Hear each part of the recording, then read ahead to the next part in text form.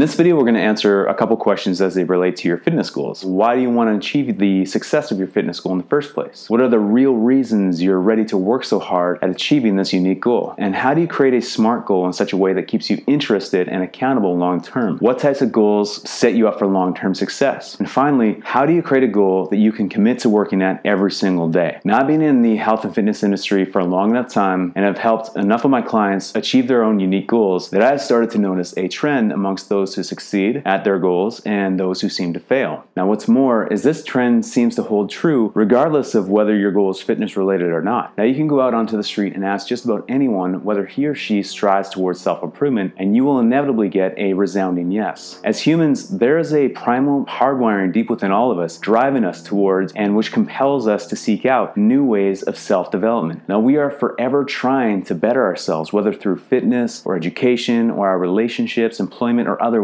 We have the understanding that the better we are at being a certain version of the modern human being, the higher the quality of our life. Our income will be higher, our health will be better, we will enjoy the company of our friends and our family more, and we will leave a lasting impression upon all of those that we meet. So if everyone wants these things, why do so few achieve success, especially when it comes to fitness? In my opinion, it's everything to do with getting clear and concise in your goal setting. Now, unfortunately, how we create and achieve goals has never really been properly taught in the traditional education system. And yes, there are high school classes and career and personal planning that help kids better understand what they want in life and give them opportunities and resources to go after it, but proper goal setting, the proper methodologies seem to always take a back seat and remain ambiguous.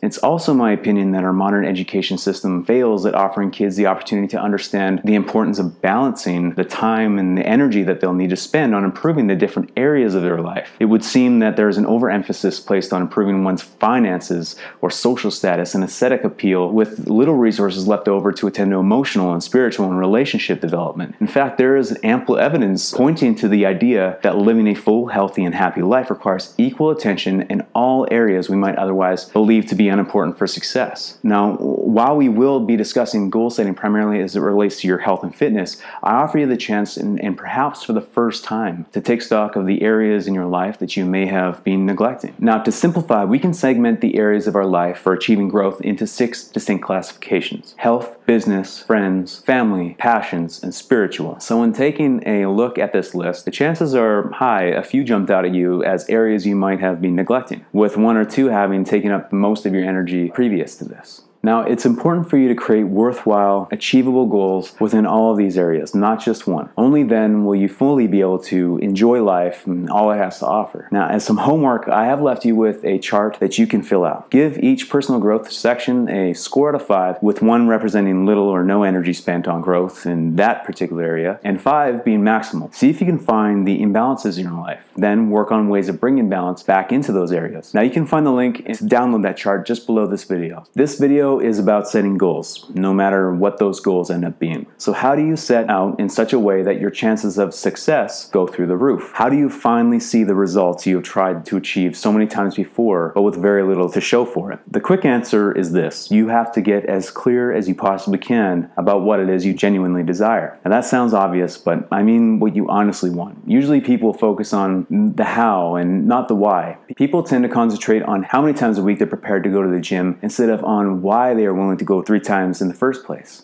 Nobody wants the commitment of sweating it out 3 times a week in the gym, but many people want the lifestyle, the health, and the aesthetically pleasing body that comes as a result. Now, if you can discover the why and dive as deep as you possibly can into your understanding of where it is coming from, making it into the gym 3 times a week will become so much easier for you to achieve. Now, I know you've heard this before from gurus and in books and all over the internet, but regardless, this statement of finding your own unique why holds true. Most people think they are clear about what their goals are, but in fact, the vision that they have of their goal is simply a faint idea of the actual thing that they would like to achieve. And no, tone up and get abs is not a clear goal, and neither is lose some belly fat or get more fit. When I say clear, I mean so crystal clear that you can see with colorful intensity your goal already having been achieved in your mind when you close your eyes. So you should be able to see and to experience on an emotional level how it feels as though it had already happened. Now, I know you've heard all those people on the internet, the gurus, say this over and over again, but most would leave you at this point and leave you to figure it out for yourself. But luckily for you, however, there is actually a step-by-step process